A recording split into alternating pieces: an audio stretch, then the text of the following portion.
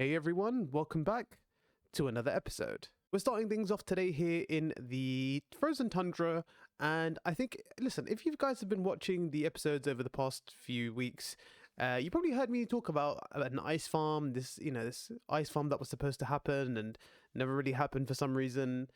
And, it kind of got interrupted by what was a complete train wreck of the last episode with the whole, end crystal situation, which we don't really like to talk about anymore. But anyway, at the end of the episode, I described to you a lovely new ice farm, which we were supposed to have been creating. And I kind of got into the, a little bit of it. But then I thought I'd cut it short because I thought it would require a little bit more of an episode that, a little bit more depth of the episode, if you will. I thought we would start off today's episode with some of the, I guess a little bit of the construction of the ice farm. And I think there's never a good time like right now, right? So here's what we're going to do. I'm going to go ahead and plop it on your screen right here. Nice little time lapse for you of all the progress that we did get recorded. Now, I do want to preface something before we get started. I did mess up a little bit and I didn't get all of the recording that I probably should have gotten done on, through recording. Most of the recording was done through either a replay mod, and even then it wasn't that much. Most of my building on this farm was kind of done on a Twitch live stream, mainly because it was quite repetitive. And again, if you don't follow my Twitch, please do. Link in the description down below, twitch.tv/ShaydeeJay. But anyway, the point is that we did most of this on a live stream. So here's whatever I did catch up of it. And once we're done with the whole time lapse thing, we'll come back in with a nice explanation of the ice farm. So without further ado, ice farm.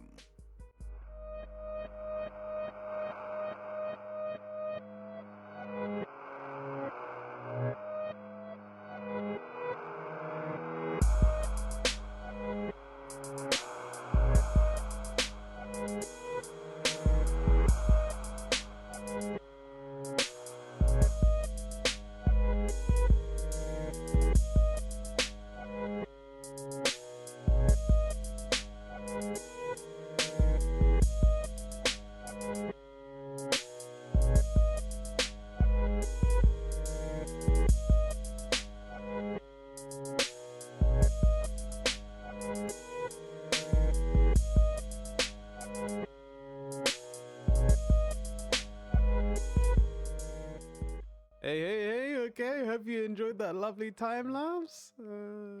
Yeah, I did say it wasn't much, didn't I? Well, I told you, right? I did most of it on a live stream. There is some clips of it, or you can go and watch the VODs on my Twitch if you really want to. But ultimately, I was placing a lot of blocks, and you saw a majority of what kind of happened there. But as far as the ice farm is concerned, well, you can see most of what the ice farm really is here. Now, this is a good representation. Now, just keep in mind things are not frozen right now because I did just do an AFK session, which we'll get into. But this is the ice farm in its absolute completion. Now, this is a little bit different than you might have remembered maybe from the initial video when I showcased the ice farm. There's a couple things that I decided to do that actually were a complete waste of time. And one of them were where you can see all these beacon beams coming out of here. Yeah, that didn't really work out how I wanted it to. So before I get into the nitty-gritties of the ice farm and how things have turned out so far, here's the thing. I put these beacons up because I was hoping to do a foodless AFK session thing. And ultimately, I was trying to get this to be AFK'd by a bot. Therefore, I didn't need to keep my computer on and I could leave it running for as long as I wanted and it would all be running server-side. Unfortunately, due to a weird glitch with bots, it does not work. Now, I've posted a thing about why it didn't work on Reddit and on the SciCraft Discord, none of which were even remotely helpful, so that was a complete waste of time. But ultimately, I've ended up having to just AFK the ice farm myself with food. It just basically made it so I don't really need all these beacons anymore, which is quite a shame because setting up all of these beacons at the bottom on both of the sides took about an hour and a half and a lot of iron. And I don't really have the energy to break all of it down now, to be honest. So I'm probably just going to keep them there.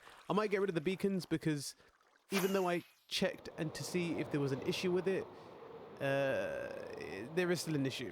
So you can see here that the ice here and the ice on this side both are not forming because, well, the light level. Now the light level is 10 and I could have sworn that the light level for things to form needed to be under 11 and I thought it'd be fine. Obviously it's not. You know, it's only a few blocks here and there, it's no big deal. But, however, it is still something that I need to take into consideration. But like I said, considering the fact that I'm going to be the one AFKing this now, it's not really, doesn't really make a difference, so I can just go ahead and get rid of the beacons, you know, whatever. And it's not like I don't have beacons, literally millions of beacons at this point, so it's whatever. Anyway, to the main point of the ice farm. So this is the kind of the main section of the ice farm, the heart of the ice farm, if you will.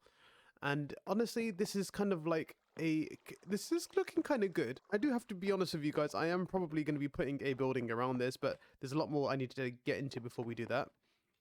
So here's the situation if you guys don't understand what you're seeing here. So essentially this is the shulker loaders for the ice farm. If I go into spectator really quickly, you can see these are shulker loaders loading up shulker boxes full of ice. And let me come back again. And then this is a shulker crafting system. This is the input for fixed axes, pickaxes, sorry, should I say? So repaired ones. This is where food would usually go. I need to top that up, don't ask. And this is for snowballs for breaking the picks that sit on the item frame on the other side. This is some extra snowballs, and this is the broken picks. Now, you can see that I have had a nice amount of AFK session from the broken picks. But here's the thing. I actually ran this farm on 4 different occasions. 3 of those 4 occasions, I died from either a creeper, a spider, and a zombie. I did a lot of testing to figure out what the issue was, and it turned out that when I was using the packed ice instead of the normal ice for the empty gaps in between the ice farm, I was kind of having things spawning there, even though there was kind of a sign in the way to kind of stop them. So it's kind of interesting to figure out that doesn't really matter in that case. You do need something to stop the spawning happening if you're not using just regular ice, which you totally can do. I don't know why I used packed ice, probably because I thought it was going to be more helpful. It definitely wasn't. So in a lot of unsuccessful attempts, I ended up not gaining much ice. In fact, I have a little show for you guys here. This is all blue ice. Now you would think, oh wow, that's a fair amount of blue ice.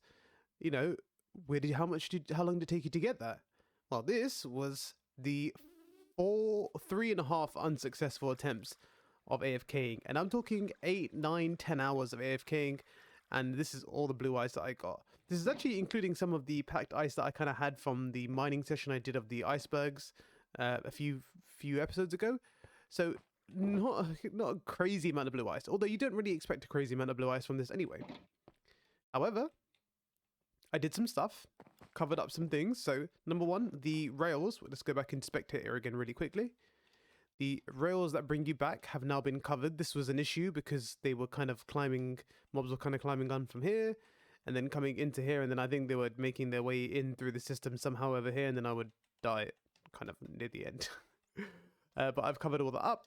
You can see most of the stuff is already spawn proof. All of these are like bottom half slabs. Everything's bottom half slabs, carpet or lights in this case. So everything is pretty much mob spawn proof. The only issue obviously initially was that they were somehow getting in there, but I think we kind of have deterred that. But even when I did all that, there were still some issues, which I'm going to get to a solution for in a second. But I thought, considering we got one really nice successful AFK session out of the way, I thought it'd be nice to have a look at the progress. And well, look at all this ice, boy. Yep, that's a lot of ice. And I even had a little bit of extra ice in my inventory, so you can tell that this has been a pretty successful AFK session. This is almost 40, these are 27, so 64 shulker boxes of ice. And this should hopefully be a good amount of blue ice. And for anyone who wondering why I'm AFKing for blue ice so much, it's going to be mainly for nether ice roads, which actually might end up being quite useless. But we'll get back to that another time. We'll get into the whole conversation of the nether ice roads or the nether roads at some point. But in the meantime, all I can say is I have got a lot, and I mean a lot of ice. So this has actually been really successful. I think, now I'm not totally sure, I will do the math in a minute, but I think I should be good for ice now. I don't think I'm going to be needing to do any more AFK sessions, which is just as good because I've run out of ice. Well, I've run out of picks, sorry. So I'm just going to go ahead and pop these in here for now. So we are looking good in terms of the ice farm. Everything seems to be running well. And for anyone wondering how you kind of make this thing start, so there's actually a really interesting mechanic that I kind of added on top of the initial ice farm just to make things a little bit easier and a little bit more spawn proofy. What you would do is you'd grab a broken pick. Now I'm going to unfortunately I'm going to have to do this, but I think I can find a way out maybe. So you would go in here, you would target the target block, and then you'd obviously have your food in your offhand, which I'll do right now. You would hold both right and left click, and then you would do the F33 trick, in which case you would be set up, and then you would jump. You would basically move forward whilst already holding onto the, in fact I'll do that right now, and then you'd be pushed into place, and there you go. You can see I get a new pickaxe. I'll get some more food, which I think there should be some of. And that pickaxe, oh, that's why I didn't want to do that. And the pickaxe will be sent to the assistant there. Now, the reason why I think that's cool is because just the way you kind of start things off, you start off with a broken axe, you can get yourself in the system, get yourself aligned, and everything seems to work out really well. So I just thought that was a cool little feature of the whole situation. Let me go ahead and put this stuff back. So with the ice farm basically mission successful at this point, the very few last things left to do here in general are going to be put a nice little enclosure around here, but there is one more thing that we need to add here. Even though we probably are done with ice from that really long AFK session, you know, this is in theory, I'm sure I'm going to need more blue ice after this, and that is to add a super furnace array. Now, I may have mentioned this before, I can't totally remember if I'm honest, but the plan at the moment is going to be to dig out a big section underneath here and add a bunch of cactus farms. The reason for the cactus farm is we're going to be smelting cactus as part of our furnace array. So the idea is that obviously you saw we've got more than a double chest of like quote unquote broken pickaxes which need to be repaired, and I want to add a furnace array here where I can easily fix them up with no issue. Now I happen to have a ridiculous amount of coal which I don't use much right now. I haven't built my furnace array yet, so that's going to be something I do later on. But I thought as part of being able to use the ridiculous amount of coal that I've got, I can put 128 furnace array here, which is all completely packed to repair like 2 pickaxes at a time. So each furnace will repair 2 pickaxes, and with a double chest, you know, I'm going to be good for XP fixings. And when you consider the fact that Mojang are planning on potentially fixing the whole zombified pigman farm where you just stand there and everything gets fixed without any effort, this is probably a good backup plan for like the first few conversions into 1.17, so I don't have to worry too much about XP. I do have a backup plan for XP, which is going to be a really cool guardian farm from a design kind of made by Nembon. But in the meantime, I thought we're going to have this nice furnace array here. We'll repair all the pickaxes we use when we AFK at the ice farm, and that's going to make things nice and easy for us to kind of work with. No real headache when it comes to repairing pickaxes. But as I mentioned earlier on, there is a little bit of an issue when you AFK with the whole mob situation, which seems to be fixed right now. But I'm going to be honest with you, I want to have a solution to that problem anyway. Now, I've been doing a little bit of research into, you know, kind of solutions to mitigate this stuff from happening. And obviously, if you are, you know, somewhat a technical player, you may have probably already figured out what I want to kind of do in this situation here. That's right. Mob switch. Mob switches are, if you're not aware, well, we'll get into more details of a mob switch in a second, but a mob switch should pretty much help my situation with stuff like this and a few other projects that I have coming up that are going to require me to, you know, have a little bit less hassle with mobs. But before we get too much into that whole situation, I'm going to craft all of these ice blocks into blue ice, you know, bar a few because I want to keep a little bit of ice for myself. But I'm going to go ahead and do this. So let's see what all of these shulker boxes of ice has given us in terms of blue ice. I have a feeling it's not going to be a crazy amount because blue ice is very hard to craft in larger amounts, but let's see how it goes.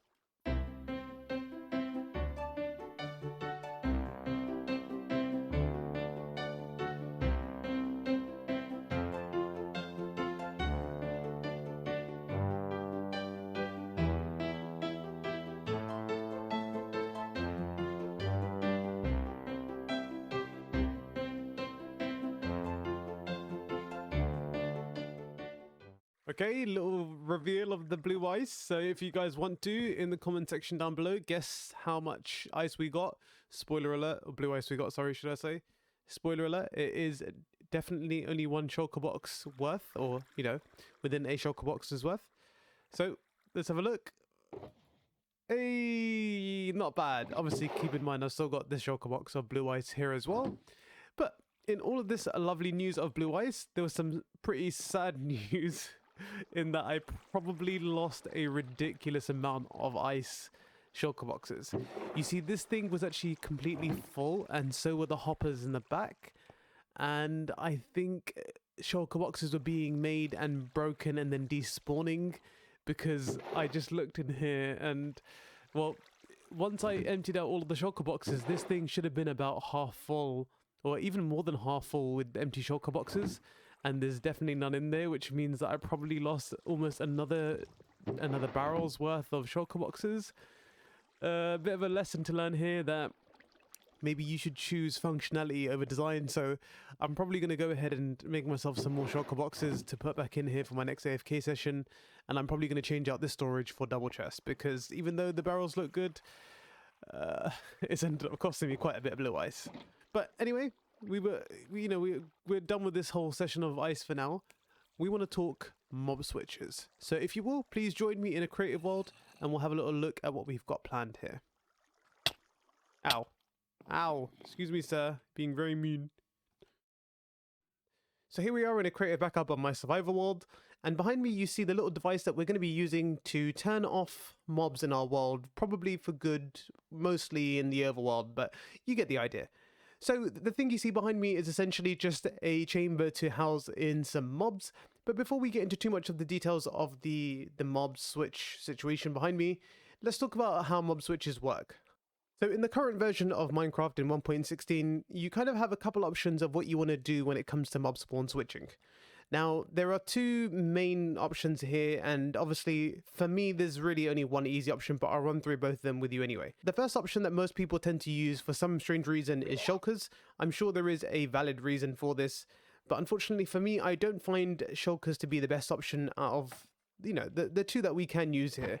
Number one being that you have to carry shulkers basically from the end all the way to the location you're going to be using, which again, I'll get into a lot bit more detail on about in a second. And the process is generally quite a bit of headache, especially now. Shulkers no longer count to the mob cap if they're inside of minecarts, so you would have to bring them over from the end in a minecart potentially, then break the minecart and then have a housing for them to actually sit into. There is actually an even easier way for you to use, which I won't get into too much detail of.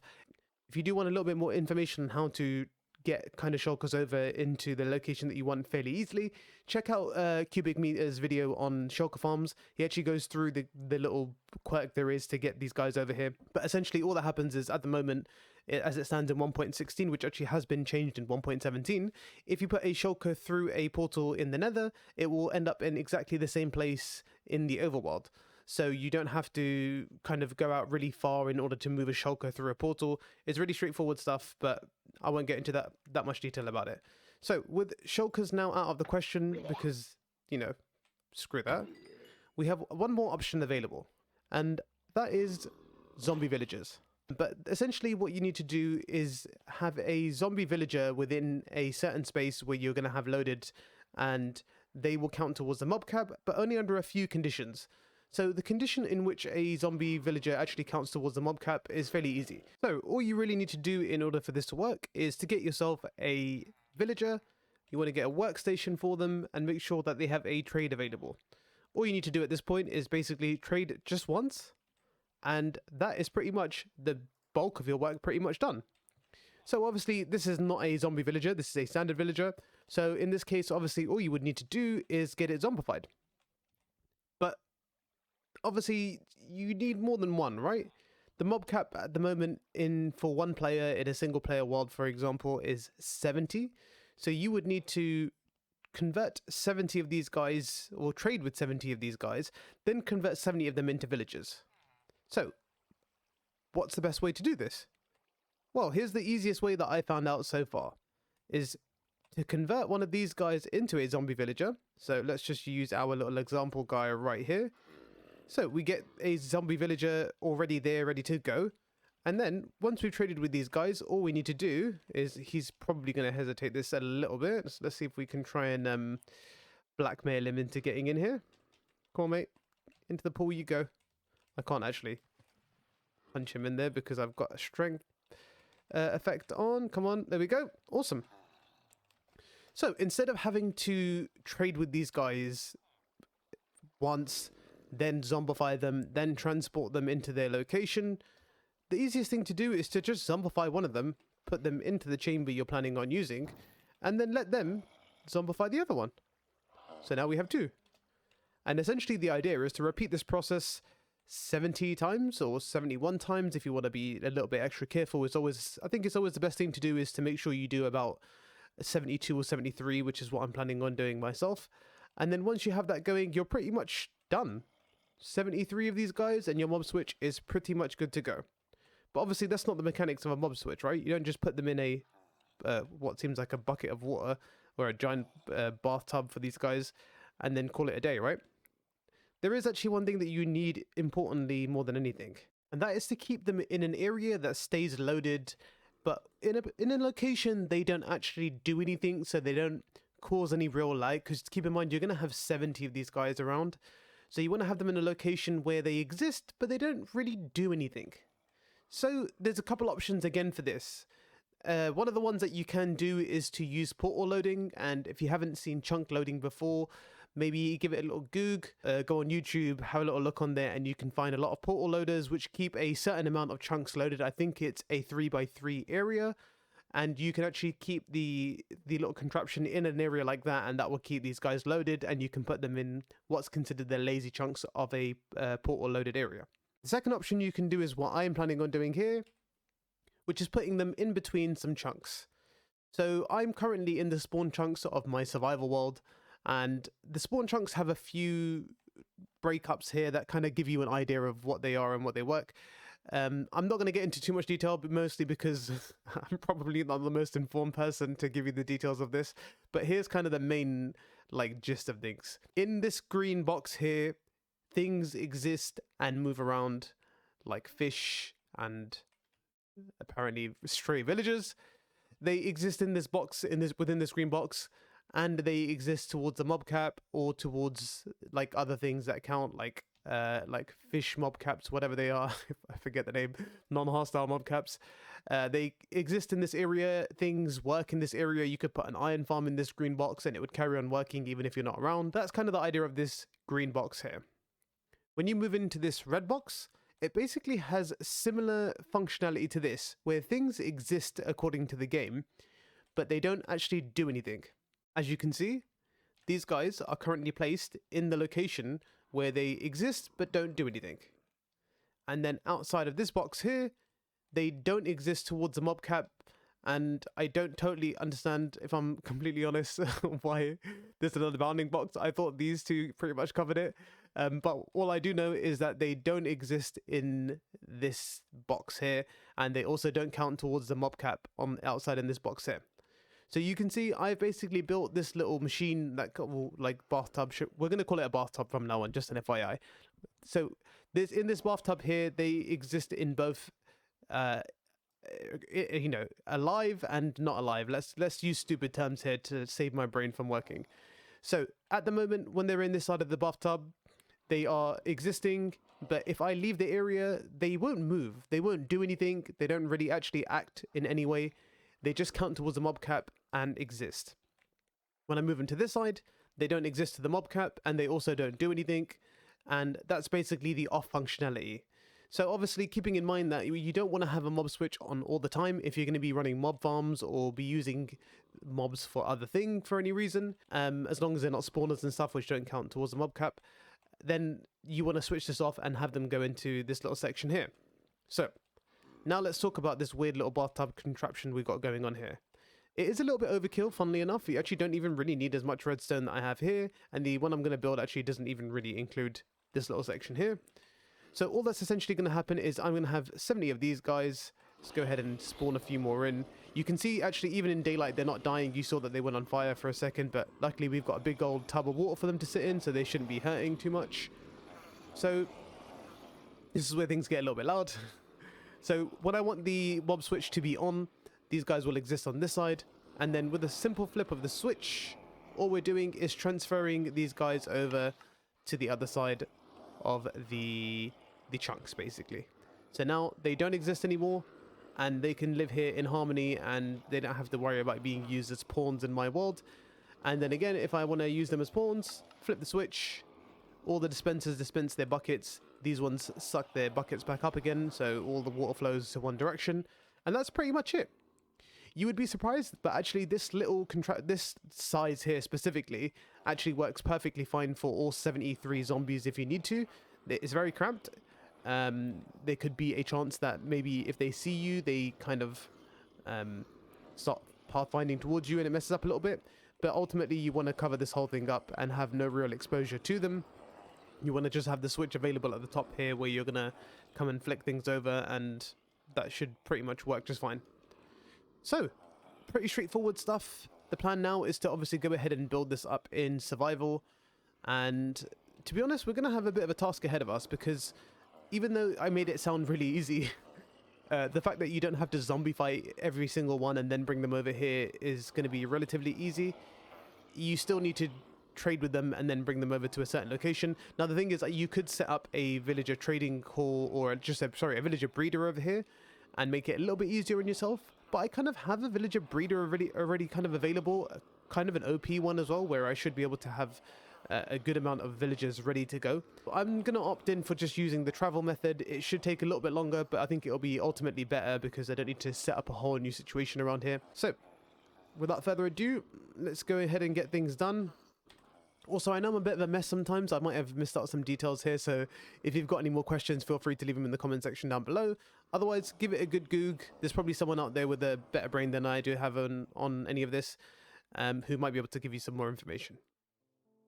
Okay, unfortunately, guys, we are going to go ahead and actually call this the end of the episode. Now, I know I kind of teased you with, you know, actually building the farm up and doing something useful this episode, maybe.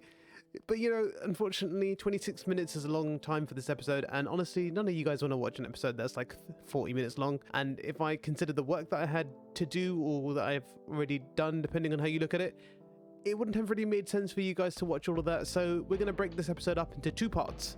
This is two-part mob switch episode, kind of, not really, but stick with me here and come back on the next episode, and I'm sure you guys will enjoy the mob switch. There's quite a bit of work that we did, and kind of some stuff I want to run through with you guys, maybe run through some of the downfalls of things, and there's some other progress that I've also made as well, so I think we're going to pick up better on the next episode.